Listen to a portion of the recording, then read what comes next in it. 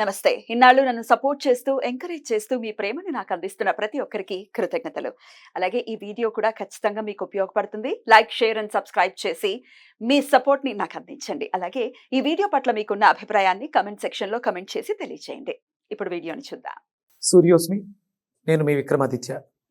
ఆరోగ్యమే మహాభాగ్యం, ఆరోగ్యం భాస్కరాధీనం. ఆదివారం మద్యం, మాంసం, మైదనం వద్దు, ఆరోగ్యం, ఐశ్వర్యం వద్దు. మీరు ఆచరించండి, 10 మందిని ఆచరింపచేయండి. ఆచరించండి, ఆరోగ్యవంతులుగా ఉండండి.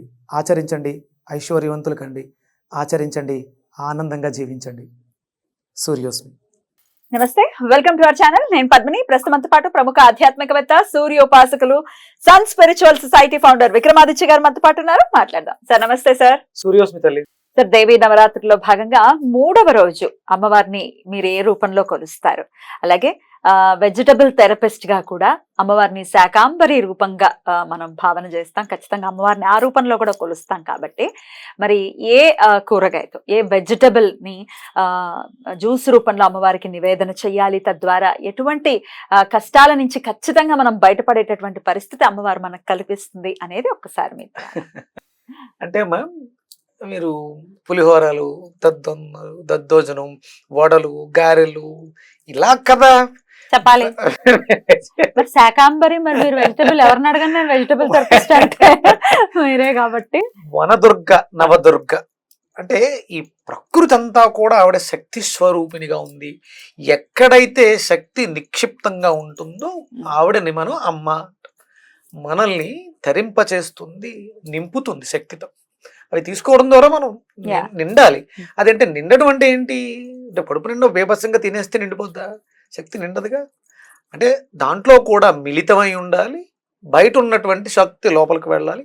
జ్ఞానంతో నిండినప్పుడు తృప్తి ఏర్పడుతుంది, లేకపోతే ఆకలి వేస్తూనే ఉంటుంది. ఈ జన్మకు తీరదు. అందుకనే ఈ జన్మకు తీరదు కాబట్టి జన్మ జన్మలు తిరిగి తిరిగి ఇక్కడే తిరుగుతూ ఉంటాం.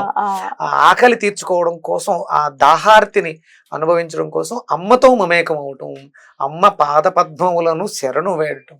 నాకేమీ తెలియదమ్మా, నీ పాదాలు పట్టుకుని ఉన్నాను, నాకు ఆ ముక్తిని మోక్షాన్ని ప్రసాదించు. మరి బీజాక్షరాలు నాలుక మీద ఎవరికి రాసింది? కాళిదాసుకి. ఏం అడిగాడు ఆయన? అసలు నాకు ఏమి రాదు, అసలు ఏం అడగలేదు. అద్భుతంగా ఆసువుగా కవితలు చెప్పేసి రాసేసారు ఆయన. అంటే అమ్మ అంత దయాళువు. అంటే విద్యావంతుడైనటువంటి పారంగతుడికి, అంటే అద్భుతమైనటువంటి వేదాలు అవి పారాయణం చేసేసి అనుష్ఠాన బలంతో అష్టోత్తర సహస్ర నామాలతో అర్చించిన వాడికి ముక్తిని మోక్షాన్ని ఇచ్చేస్తుంది. నాకు ఏమీ రాదు తల్లి, నీ పాదాలు పట్టుకోవడం తప్ప. శరణు వేడినా ఇస్తుంది. ఏమక్కర్లేదు, నాకు ఏమి రాదు తల్లి. దుర్గాయే నమః. అమ్మ నాకు ఏమి రాదు, అమ్మ నాకేమి రాదు. అమ్మ అంటే మామూలుగా చాగంటి కోటేశ్వరరావు గారు చెప్తారు, అధికారంలో ఉన్న తల్లి దగ్గరికి కొడుకు వెళ్ళి, ఏమండి ఆవిడ పేరు పెట్టి ఏదో సుశీల ఇలా అని పిలిస్తే అంటే కోప్పడుతుంది. అంటే ఎంత గొప్ప ఉన్నతాధికారి అయినా తన బిడ్డకు తను అమ్మే అమ్మానే పిలవాలి. కానీ మరి ఇంతమంది అమ్మలకు అమ్మ, ఇక మరి అమ్మని ఏమని పిలిచినా అంటే 108 నామాలు, సహస్రనామాలు, అసలు లెక్కకు మించి సృష్టిలో ఉన్నటువంటి అన్ని నామాలు ఆవిడవే. అనంతమైనటువంటి నామాలు కలిగింది. మరి ఒకటని చెప్పలేం మనం, కానీ నిర్దిష్టంగా ఒక రూపంతో మనం కొలవటం అనే అయితే కాబట్టి 3వ రోజు ఏ రూపం? యాదేవి సర్వభూతేషు. యాదేవి అన్ని భూతాల్లోనూ నువ్వే ఉన్నావు. యాదేవి సర్వభూతేషు చంద్రఘంట సంస్థితై. చంద్రఘంటాదేవిగా మనకి దర్శనమిస్తున్నావు. నమస్తస్యే నమో నమః. ఆ పేరు ఎందుకు వచ్చింది? చంద్రఘంట ఎందుకు వచ్చింది? ఏమిటి దాని వెనకాల ఉన్నటువంటి? మీరు అంటే వయసులో ఉన్నప్పుడు యువతీ యువకులు ప్రేమ కథల గురించి, ప్రేమ సినిమాల గురించి చూస్తారు. అసలు సృష్టికి ఆరంభమైనటువంటి అమ్మా నాన్నల ప్రేమ గాథ ఒక్కసారి చదువుతావు? తప్పకుండా. గురువు గారు అందించినటువంటిది విశ్వనాథ్ ప్రసాద్ గారు ఎప్పటికప్పుడు మనకి పంచాంగ రూపంలో తెలియజేస్తున్నారు. చాలా అథెంటిక్ గా ఉంటుంది ఆయన అందించేటటువంటి విషయాలు. సేకరణ కూడా చాలా అథెంటిక్ గా ఉంటుంది. నువ్వు నాకు ఆయన గురించి మొన్న చెప్పావు, శుక్రుడు గురించి. శుక్రాచార్యుడి గురించి ఆయన చెప్పినటువంటి నిజంగా అంటే ఆయన అంటే వేదం తెలిసిన వాళ్ళు, శాస్త్రం తెలిసిన వాళ్ళు చెప్పే వర్ణన అద్భుతంగా ఉంటుంది. దీంట్లో సైన్స్ ఉంటుందమ్మా, మనకు అర్థమయ్యే విధంగా ఒక కథగా మార్చారు. ఒక అద్భుతమైనటువంటి లవ్ స్టోరీ. చదవమంటారా? చంద్రగంట రూపానికి సంబంధించిన ఒక చిన్న వివరణ. అదేంటంటే, ఈ రోజు శారదా నవరాత్రుల్లో 3వ రోజు నవదుర్గా సాంప్రదాయం ప్రకారం దుర్గాదేవిని చంద్రఘంట రూపంలో పూజిస్తారు. శివుని చంద్రశేఖర అవతారంలో శివుని భార్య శక్తి రూపం చంద్రఘంట. 10 చేతులు కలిగి అర్ధచంద్రుని పాలభాగంలో ధరించి నుదుర్లో 3వ కన్ను కలిగి ఆడపులి వాహనంగా ఆడపులి మీద కూర్చున్న రూపంగా రూపవర్ణన. శివుడు పార్వతీదేవి ప్రేమను అంగీకరించిన తర్వాత పార్వతీదేవి కోరిక ప్రకారం శివుడు రాజకుమారుడిగా తయారయ్యి పెళ్లి చూపులకు వెళ్లాడట. ఆ సమయంలో పార్వతీదేవి పెళ్లి కూతురుగా శివుని కంటికి చాలా సున్నితంగా, అందంగా, శాంత స్వభావంతో కనిపించిందట. ఈ స్థితిలో ఉన్న పార్వతీదేవిని చంద్రఘంట అని పిలుస్తారు. క్యూట్ గా ఉంది. అంటే విజువల్ ఒక్కసారి అలా కనపడుతుంది. అంటే ఇప్పుడు అంత రూపం ఆవిడది, ఒక అద్భుతమైనటువంటి చంద్రబింబాన్ని శిరస్సును తగిలించింది, 3వ కన్నుతోటి ఉంది, 10 చేతులతోటి ఉగ్ర రూపంలో ఒక ఆడపులి మీద ఉన్నప్పుడు భయంకరంగా ఉండాలి. కానీ ఆయన కోరుకుంది, ఆయన రాజకుమారుడులా తయారై వస్తున్నాడు. అప్పుడు ఆ రూపం అలా ఒక్కసారి ఆ 10 చేతులన్నీ కూడా 2 చేతులుగా మారిపోయి సున్నితంగా తయారైంది. అందులో శివుడిని చూసుకుంటే మనం, ఆయనకేమి పెద్ద అలంకార ప్రియుడు అంటే విష్ణువు కదా, మామూలుగా ఉంటాడు. ఆయన అలంకరణ చేసుకుని ఒక రాజకుమారుడిగా ఆ విజువల్ ఎంత బ్యూటిఫుల్ గా ఉంది కదా. అద్భుతం అమ్మా, అద్భుతం. అంటే రతి మన్మధులు అంటే ఇప్పుడు సృష్టి అంతా వాళ్ళిద్దరే, పార్వతీ పరమేశ్వరులే. వాళ్ళు అలా తయారై ఆ అందమైనటువంటి లవ్ స్టోరీ. అంటే ఇది సృష్టి జరిగిన తర్వాత ఆవిడ గణపతి రూపాన్ని చేసిన తర్వాత సమయం కోసం, అంటే కాలుడు కదా ఆయన, కాలానికి అధిపతి కదా, ఆయన కోసం ఎదురు చేస్తూ తపస్సు చేసింది. ఆయన్ని ఈ రూపంలో ఆవిడ కోరుకుంది.